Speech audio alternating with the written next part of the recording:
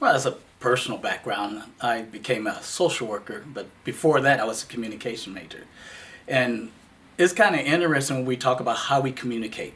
And mine was in organization. So I looked at organizational structure. That's what I was using. We used a business model book. And it was very fascinating to look at how things like J.C. Penney's way back in the days fall because of lack of communication. Not understanding what the product is, not understanding how people look at it in the marketplace and how they can sell, as well as a conglomerate as other chains were doing. So J.C. Penney's, of course, made changes back in those days. That was in the 80s. And they became better. Then they went to JCP, and I was watching that, and that didn't sell very well. The CEO ended up getting fired because of his branding. So for me, it's what people look at, what people see. So my personal things are that communication degree, but as a social worker, I got to see the hurt and the pains of families, see the things and the needs of families. So we use what they call a strength perspective. We try to look at what are their strengths versus what their weaknesses is. And so I call it a positive perspective because that's what I love. I love to be positive. I want to make sure that people understand they have values, worth, and all these principles. But a further background was I was a DNS student from grade school to high school. I graduated with 1.9. I never thought I'd go to college. Never thought I'd be able to accomplish any of these things. So in my personal life, those challenges that I had to face, especially a child of the 60s and 70s, racial tension was different in Kansas than, say, other parts of the South, but yet it was still there. So there was a lot of things I had to overcome to believe in myself. I had a great family, a great dad in Air Force of over 20-something years. My mom, a stay-at-home mom. And so we were able to have that foundation, but my brothers and sisters all had A's and B's, and I was struggling. So I couldn't understand that. So my life has really been one of wondering. And as I went to college, it took 9 years for my first degree, so a lot of perseverance. So I don't believe in never giving up. And when people say you can't, I say you can.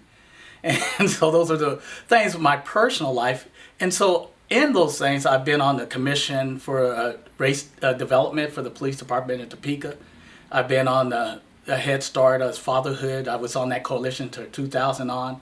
And we helped make changes in what fatherhood was and how it looks, not just statewide, but nationwide. When you go see a changing table in a bathroom, that was part of us. Ken Canfield of Kansas, who was head of a national program, and others really came together and said, what is father-friendly? What does it look like? And so those kind of things really got me understanding, because we had to work with politicians. We had to change practice and procedures and ideologies and thoughts to how important a father is. So what they call the PIP program, PIP, program and planning, I served on, and in that I gave a voice about fathers. And those were all the legislators. So you get a big thing where they're saying, we're falling short on how we reach father in a child welfare system. So I was able to be that voice and help make impact and changes in that. So a lot of my personal thing has been parts of getting me built up to this. I never really thought I would run for a political office or do any of these things. So for me, it's like very curious, why am I doing this? But every time I see pain, every time I see a need, every time I see hurt, I want to help. And I know I can't do it by myself. I understand that. I'm just one person. But if I can bring people together, so that communication degree, that social work degree, to understand trauma, to understand what people go through and how they hurt, and understand the voices is not the politicians, the voices are the people. It's really when you can hear their voice and you can say, what is it that you're seeing? And find out we have a lot of close relationship no matter what ethnicity it is. Because in my other professional career, I was a coordinator. So I work with fatherhood, adoption, and kinship. And I work from one part of Garden City, Kansas, was highly Hispanic population, to Wyandotte County, Kansas, with highly African American population, and everything in between. So the diversity that I got a chance to work with, the families I got a chance to hear and help them put programs together to heal families, to help families to get voices, is a lot of things that I was blessed to do, to be help organize things and help bring people together. So in that aspect of things, in my personal career, I feel like I have a great draw of bringing people together, and I understand that.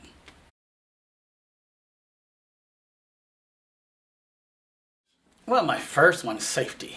I shared this story before, but my grandson coming back from college, because we adopted our 4 grandkids, so we went through all this stuff. We ended up adopting the 4, and he's 20 now. But at 2016, December 30th, he came back from college. And he wanted to just say hi to some other high school friends that was having a party that actually inadvertently Army people were throwing, and there was all these shoemaker kids there. And I get a call around 11 o'clock that my grandson's shot. It's nothing more terrifying to know that we got him out of the foster care system. We brought him into our home. We tried everything to protect him from having to have a life that we felt would have been destructive if we wouldn't have got him. And here he is getting shot. And he got shot in the neck. And the doctor said if it wasn't for God, 2 centimeters one way he had bled to death. The other centimeter he would have been paralyzed for life. Well, the good news is that he's fully recovered from that, but not fully recovered from the trauma. And so that's what we're working through. Killeen has a trauma issue. We have too many murders, too many shootings, too much violence going on in our city. And it has to change. Because I live here. I go to Grace Christian Center. There's a lot, over 2,000 membership. We all either live here or close by. And we want to see the city be safe. So for me, the number one issue is that. The second one is fiscally being responsible.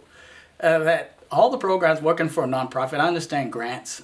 I understand. They say, your job may be gone the next day. I said, what do you mean? He said, well, if the grant money runs out and we can't get another grant, it's gone. So we have to learn how to not just depend on grants and being fiscally responsible. We have to really understand the impact of what that means when we get a 4-year grant and we get so many police officers, and then if one quits, that part of the grant is gone. And then we become a shortfall of what's needed, because our law enforcement and our safety is our number one big expenditure.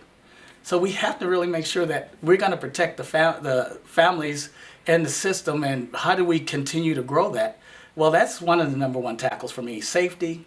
And then the other one, and open and honest communication. I really feel like I've learned that when I tell people what I can tell them, when I was a social worker, I never been cussed out. I never been threatened. I never been in. They said, all we want to do is know. So when their child is somewhere and they don't know where it is, I can share with them, as long as it was ethically possible and that I was supposed to and there was no harm going to be brought to the child, I would just let them know what was going on. You find a lot of traumas down when you let people know and inform them what's happening. And so I think we have to really make sure that we broadcast what's happening as the best ability we can. I know there's certain things we cannot always disclose, but there's sure a lot of things we're keeping. And so my third one is, like I said, well, let me get that right. First is safety. Second is fiscal responsibility. Then open and honest communication. So those are my top 3.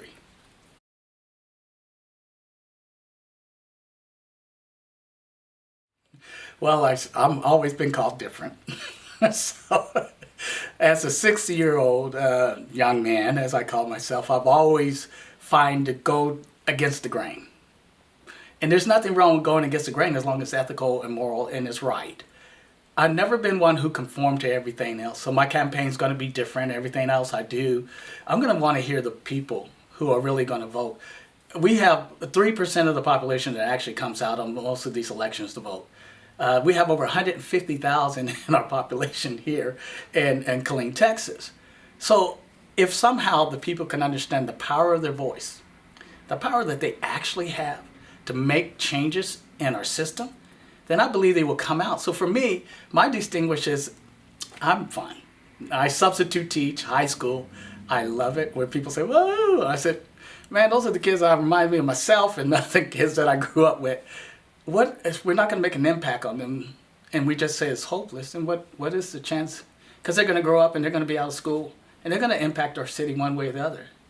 And I'm always saying this, the effect of not doing what we're supposed to do has an effect on each and every one of us, which has an impact on our city. So we want to make sure that impact is to the positive and not to the negative. So I believe, because I'm always at the Walmarts, I'm always at the HEBs, I'm everywhere. I do all the grocery shopping as a male.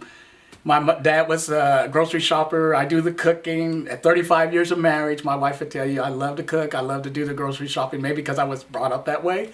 And I don't see anything different because that's the way I was brought up. But what they will find is that I will listen, I will hear them, and I will do my best. One of the things at the Strength 2.0, which is one of these things you take to see what your skills, your top strength was, 3 of it was strategist. The fourth one was loyalty, and the 5th one was learn it. And I love to learn. And so even though I don't know everything that's going on in the city, but I guarantee you I will learn and I will find those who are truthful and then impact that way. And I really believe the difference in me, they'll see me smiling all the time. And they'll see that no matter what goes on in the city, I will always encourage them.